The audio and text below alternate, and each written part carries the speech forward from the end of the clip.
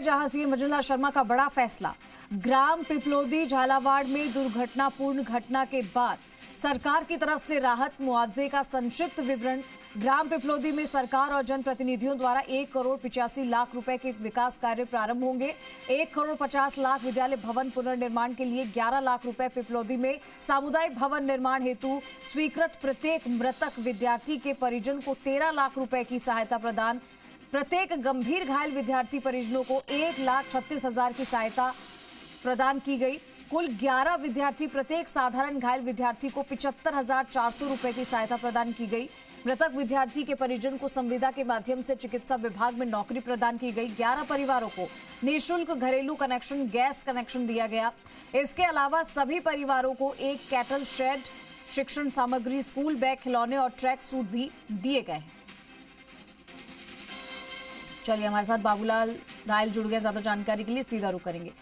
बाबूलाल, एक बड़ा फैसला लिया है मुख्यमंत्री भजनलाल शर्मा ने कि जो ग्राम पिपलोदी झालावाड़ में दुर्घटनापूर्ण जो घटना हुई थी उसमें परिवार को और छात्रों को जो उसमें घायल हुए थे और उनके परिवारों को जो है वो सहायता राशि दी गई और बहुत सारी चीजें जो है वो उनके लिए की गई है। जरा इससे विस्तार से बताइए। जी देखिए, जो बच्चे थे जो इस दुनिया से चले गए वो तो वापस नहीं आ सकते, लेकिन एक जिम्मेदार सरकार उन परिवारों को भरोसा दिलाने की कोशिश कर रही है कि हम आपको संकट की इस घड़ी से उबरने में पूरी मदद करेंगे। और मुख्यमंत्री भजनलाल शर्मा ने करके भी दिखाया है। आर्थिक सहायता राशि दी जा रही है। इसके अलावा किस तरह से ये जो परिवार हैं, इनके जो बच्चे चले गए तो भविष्य में किस किस तरह की मुश्किलात का इन परिवारों को सामना करना पड़ेगा, तो उसके बारे में सरकार ने बहुत कुछ सोचा है और उसी के मुताबिक कदम उठाए गए हैं। जो ऐलान किए गए हैं वो एक तरह से न केवल आंसू पोंछने वाले हैं, बल्कि इन परिवारों को ये एहसास भी सरकार की ओर से कराया जा रहा है कि हम आपको भूलेंगे नहीं, हम हमेशा आपके साथ रहेंगे। प्रदेश का मुखिया संकट की इस घड़ी में, दुख की घड़ी में आपके साथ हर कदम पर खड़ा मिलेगा। तो मुख्यमंत्री ने अपनी ओर से पूरी कोशिश की गई है, कोशिश की, आर्थिक सहायता भी दी है। इसके अलावा और क्या क्या चीजें हो सकती है वो भी करने की कोशिश हो रही है। और जो भी परिवारों में परेशानियां आएंगी उनको देखते हुए ये सब कुछ चीजें करने की कोशिश की जा रही है।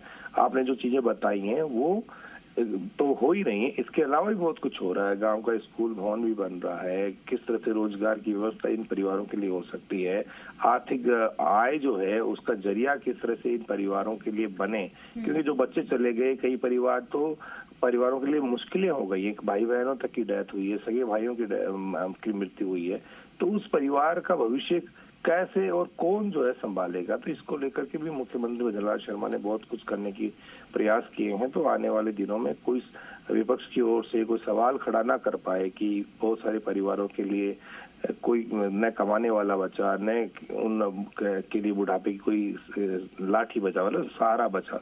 तो वो सारी चीजें करने की कोशिश है। और जो लोक कल्याणकारी सरकार होती है वो अपने लोगों को कभी भी मुश्किल वक्त में अकेला नहीं छोड़ती। तो मुख्यमंत्री भजनलाल शर्मा ने जो ऐलान किए हैं ये इसी बात का संकेत है कि भजनलाल सरकार अपने हर नागरिक के भविष्य को ध्यान में रखती है। जिन लोगों ने अपनों को खोया उनके लिए वो एक अभिभावक के तौर पर सरकार जो है खड़ी है और किसी भी तरह की उनको मुश्किलें नहीं आने देगी।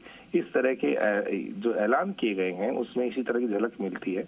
और आने वाले दिनों में जब भी कोई इनको परेशानी आएगी तब भी सरकार की ओर से सहयोग किया जाएगा। इस बात के पुख्ता संकेत इन घोषणाओं के बाद में भी लोगों को मिलते रहेंगे। और सरकार की पूरी मॉनिटरिंग है कि ये जो लोग हैं, खास तौर से इनमें आदिवासी हैं, बहुत पिछड़े समाज के लोग हैं जिन्होंने अपने बच्चों को खोया है, तो उनकी भरपाई तो सरकार नहीं कर सकती, लेकिन सरकार उनके आंसू पहुंच सकती है, उनको ये एहसास करा सकती है। तो कम से कम आप अकेले नहीं। परिवार को जो है वो सहायता राशि देकर और उनके लिए कुछ ऐसा करके ताकि वो गम तो वो जिंदगी भर नहीं भुला पाएंगे, लेकिन कुछ हद तक कम उसे किया जा सकता है। बाबूलाल, शुक्रिया तमाम जानकारी के लिए।